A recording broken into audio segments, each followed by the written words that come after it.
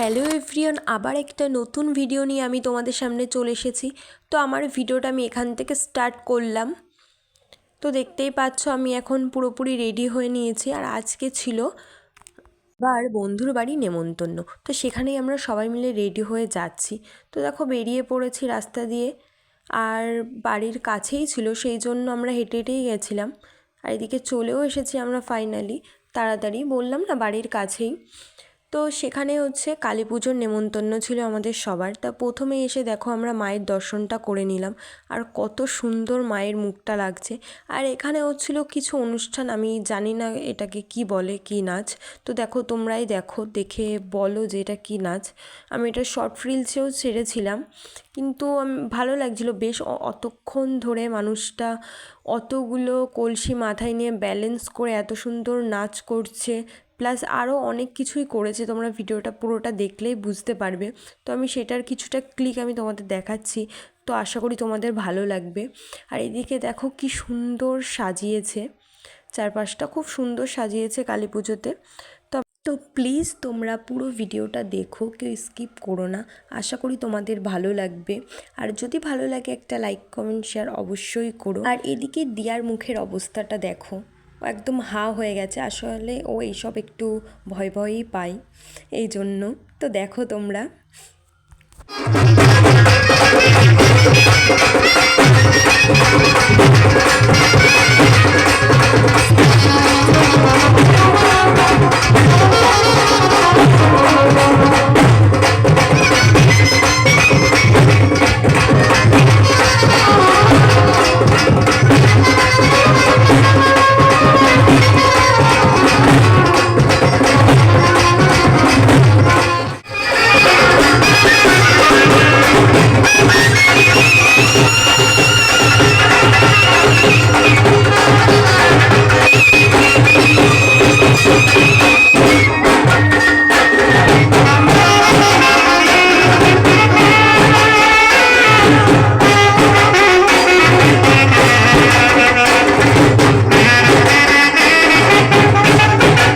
আশা করি তোমরা দেখলে। আর এইটুক ভিডিওতে তো পুরোটা তুলে ধরা যায় না, তাহলে ভিডিওটা অনেকটা লং হয়ে যাবে। আর উনি যে এতক্ষণ ধরে, আমরা আসার আগের থেকেই প্রায় 2-3 ঘন্টা ধরে একভাবে ব্যালেন্স করে, একবার আগুন নিয়ে এইবার নিয়ে হাতে আর বুকের সামনে আগুন নিয়ে এইভাবে নাচ করছে। এটা ভীষণই রিস্ক, আমার জামাটা ঢুকে যেতে পারতো। আর মাথায় এইভাবে ব্যালেন্স করে রাখা 2-3 ঘন্টা ধরে, সত্যিই মানে অসাধারণ। এরপরে আমরা চলে গেলাম কাকাদের ঘরে। আর কাকাদের ঘরে দেখো একটা সুন্দর ঠাকুর ঘর করেছে, আর সিংহাসনটা তো ভীষণই সুন্দর। আর বিশেষ করে ওর ভিতরে রাধাকৃষ্ণকে তো মানে চমৎকার লাগছে, ঠিক যেন মনে হচ্ছে মায়াপুরের রাধাকৃষ্ণ, মানে মায়াপুরে চলে এসেছে এমন ফিলটা মন থেকে আসছে। তো দেখো এখানে আমার একটা ছোট্ট দেওর, ওর সাথে একটু মজা করছিলাম, বললাম যে আয় একটু ছবি তুলি, তো আসবেই না। তারপরে দেখো আমি এখানে একটু প্রণাম করে নিলাম ঠাকুরকে। আর ছোট্ট দেওরকে আমি বারবার বলছিলাম যে আয় একটা ছবি তুলে, জানি না কিসের জন্য আমার ওপরে রাগ করেছে, আর ও তো আসবেই না। তো জোর করে আমি টানাটানি করছিলাম, ভীষণই আমার ওপরে রেগে আছে। সো তারপরে চলে আসলাম আমরা বাইরে। আর বাইরে এসে এখানে আমরা সবাই মিলে তুলছিলাম কিছু ছবি। আর এখানে মাসি ছবি তুলে দিচ্ছিল। আর ভাই তো বললাম আমার ওপরে রাগ করে আছে, এই জন্য ও আমার সাথে ছবি তুলছে না। আর এদিকে দেখো দিয়ার অবস্থাও তো সারাক্ষণ এরকমই করতে থাকে আমার সাথে, আর ও সারাক্ষণ আমার সাথেই থাকে।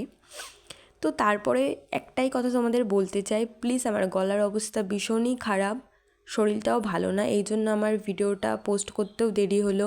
এডিট ভয়েস দিতে আমার ভীষণই অসুবিধা হয়। আর গলার অবস্থা খারাপ বলে ভয়েসটাও বাজে শোনাচ্ছে। তো প্লিজ তোমরা আমার ভয়েসটা ইগনোর করো, ভিডিওটা পুরোটা দেখো।